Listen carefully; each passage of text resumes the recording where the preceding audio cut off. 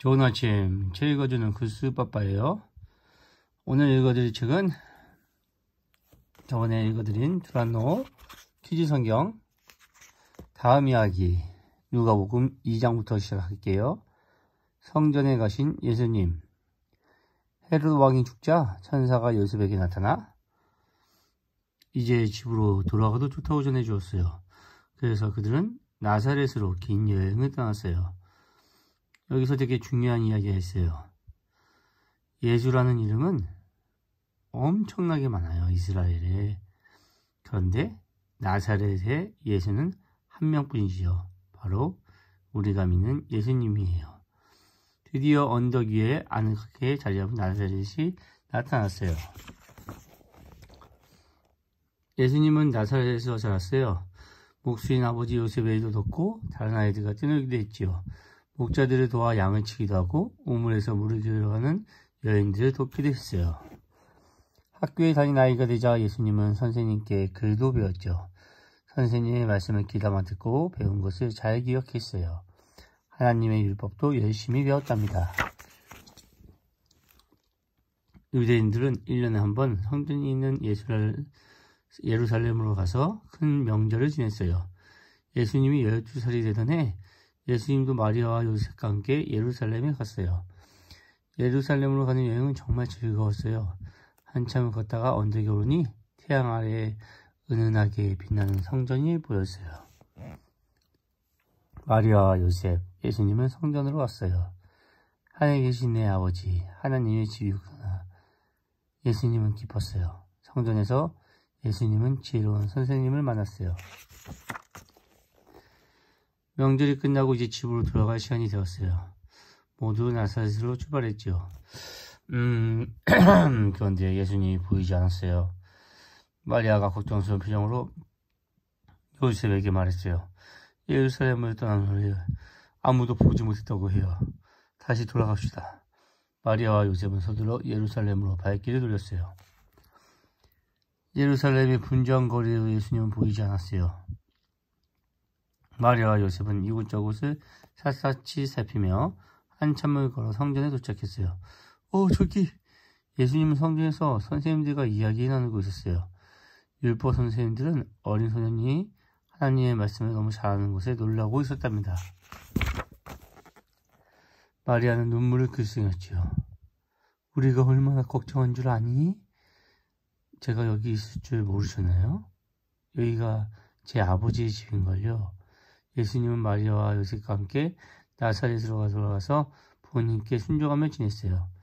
예수님은 지혜와 키가 점점 더 자라며 하나님과 사람들로부터 사랑을 받았답니다. 마태복음 3장. 세례를 받으신 예수님. 요한은 예수님의 사촌이었죠. 좀 특별한 사람이었어요.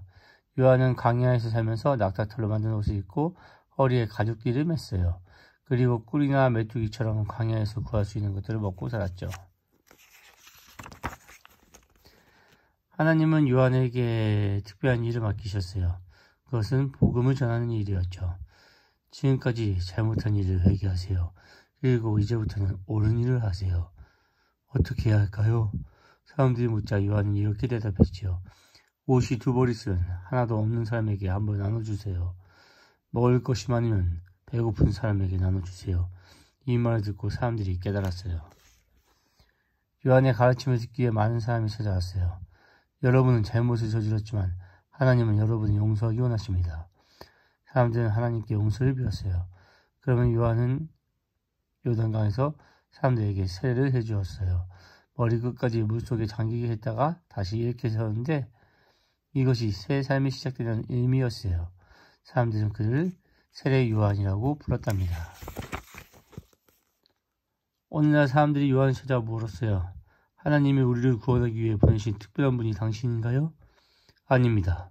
곧 나보다 훨씬 위대하신 분께서 오실 겁니다. 나는 그분의 신발을 들고 다닐 자격도 없는 사람이지요.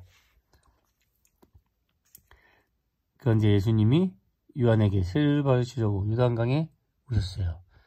요한은 깜짝 놀라며 예수님께 말했어요. 아닙니다, 예수님. 저야말로 예수님께 세례를 받아야 하는 사람입니다. 내가 세례를 받는 것이 하나님의 뜻이란다. 예수님이 부드러운 목소리로 대답하셨어요.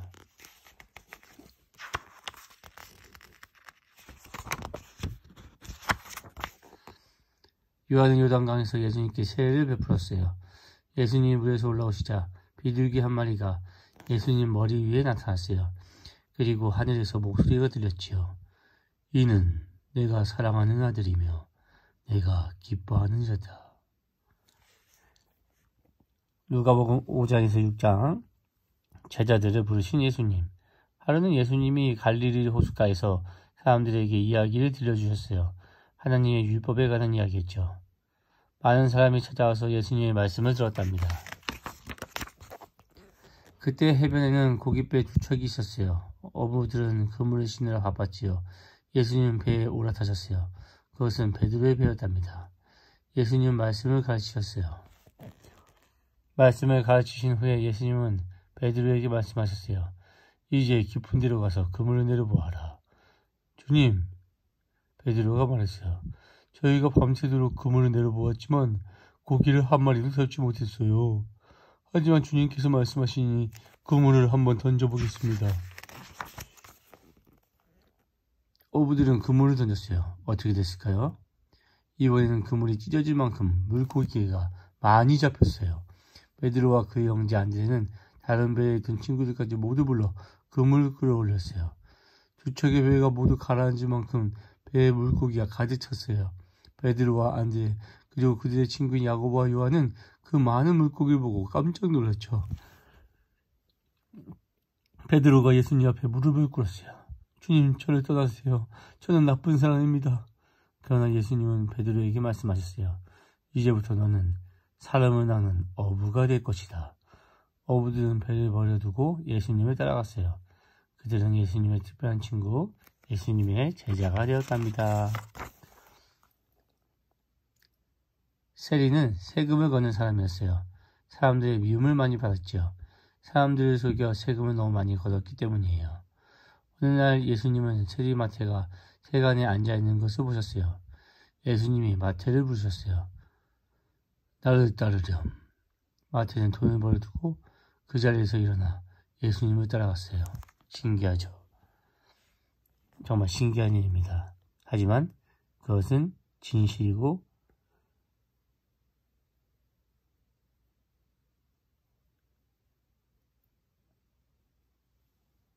정말 일어난 일입니다. 베드로, 안드레, 야고보, 요한, 세리 마티 외에 예수님은 다른 제자들도 부르셨어요. 빌립, 바돌로메, 도마, 알페오의 아들 야고보, 다데오, 시몬, 그리고 가롯 유다까지 부르셨어요.